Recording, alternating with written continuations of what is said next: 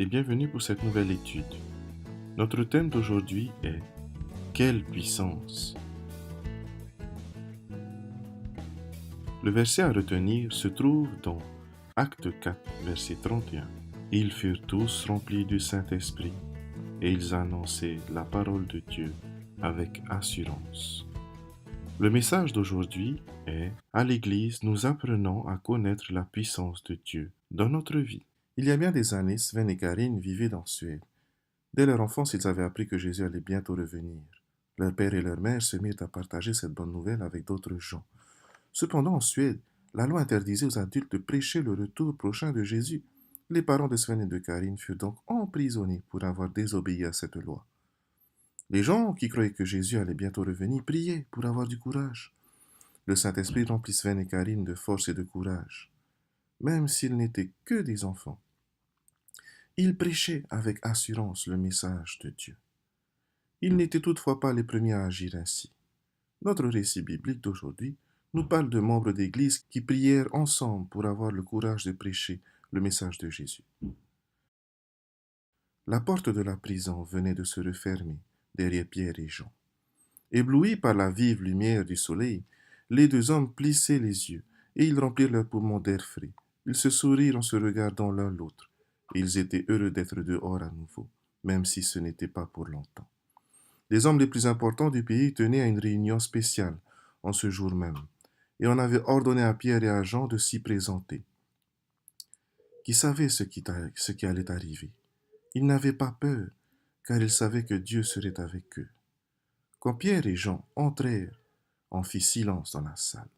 Les hommes changeaient de place pour mieux les voir. Puis l'un des chefs s'éclaircit la voix et dit : «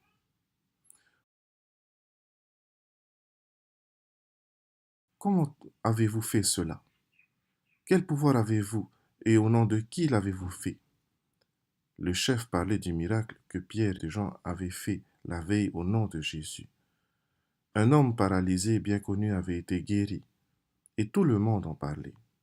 Un grand nombre de ceux qui avaient entendu parler du miracle avaient aussi entendu le message de Pierre et de Jean.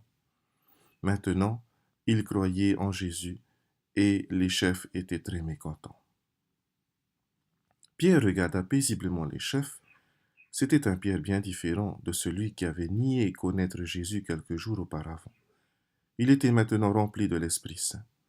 Il commença à parler. « Nous sommes convoqués aujourd'hui pour rendre compte d'un geste de bonté envers un homme incapable de marcher.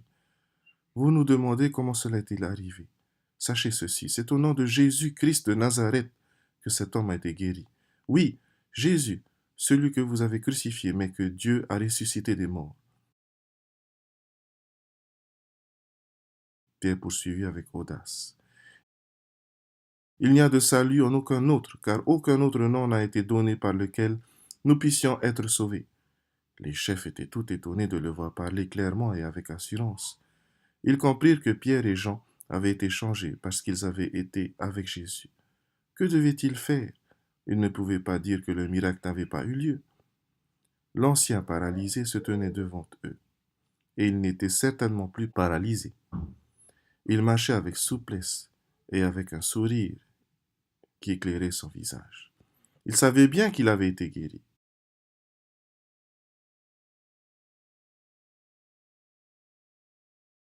Les chefs décidèrent finalement d'interdire à Pierre et à Jean de parler de Jésus.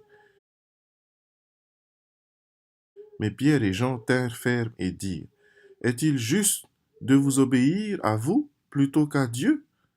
On répéta encore à Pierre et à Jean l'interdiction d'enseigner au nom de Jésus. Puis on les libéra. Les chefs avaient peur de les punir. Trop de gens dans la ville louaient Dieu pour ce qui était arrivé. Pierre et Jean retournèrent à l'endroit où se réunissaient donc les croyants.